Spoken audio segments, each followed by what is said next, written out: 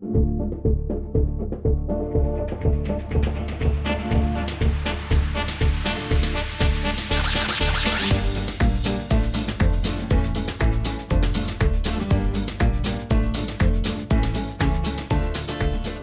idea for Mossley Light Festival emerged really out of the popular traditions for the Lantern Festival that had been held in Mossley. The global groups people had a look at the festival last year and they could see how they could add to it. We've got more partners, people have got more confidence about what they're doing, and we feel happy that other people from outside the town are going to come in and see something exciting to view. The whole theme for Mossley Light Festival is transformation. We've got this idea of a dark evening being transformed by all these lanterns, but also the tempest that goes at the front transforms from these mischievous devils through to beautiful ocean dancers. And then you've got the journey of Constance Winstanley, who is our giant puppet.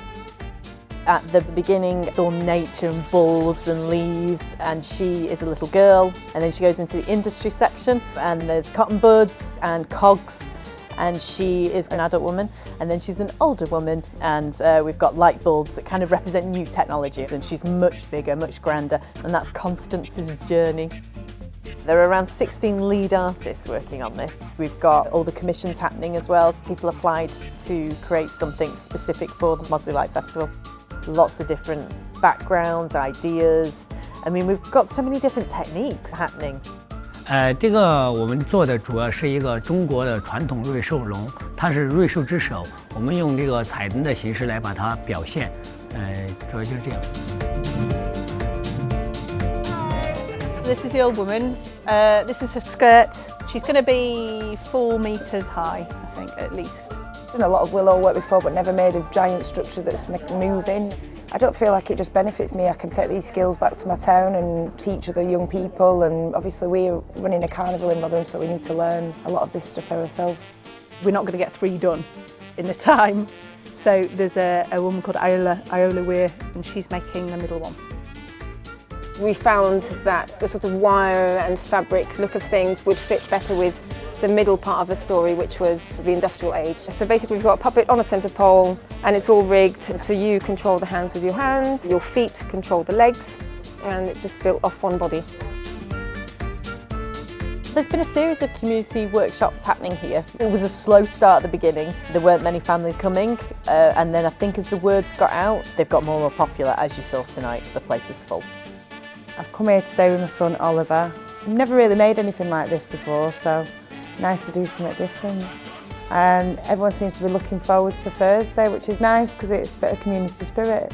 Today I've been making a light bulb. I really enjoyed today, especially the gooey bit. Now my hands are all sticky. Look. The open community ones have been the light bulb section, and other artists have been going to schools, scouts, brownies. We've had workshops going on all around Mossley for 4 weeks. I'm making cogs and wheels and cotton buds. It's been delightful. This is where it all started for the Industrial Revolution, these. So we're making cotton buds, light goes in here, children hold it like a posy. I thought we might make several. We've actually made 50 plus, I think.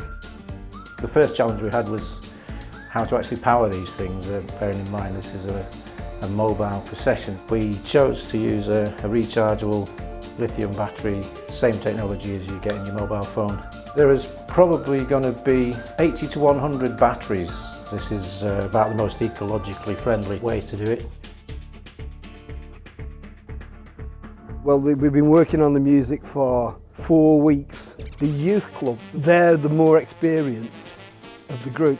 The parents and the older people are the ones who aren't experienced. As you see the band playing, you'll see young people leading it.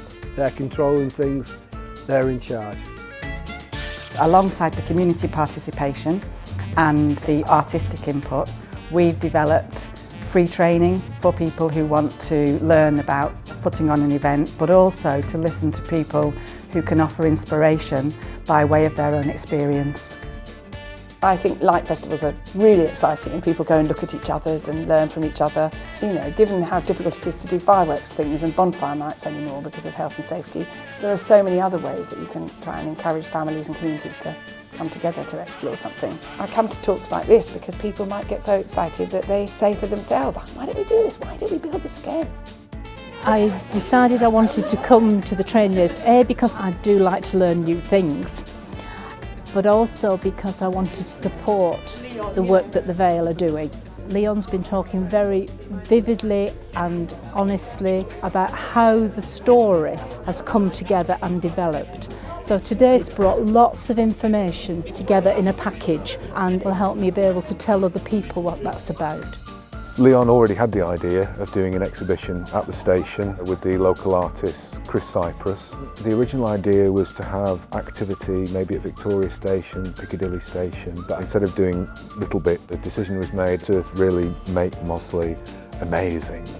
But there was still some budget to do Staley Bridge as well. So the Staley Bridge tunnel was just a way of signposting the Light Festival.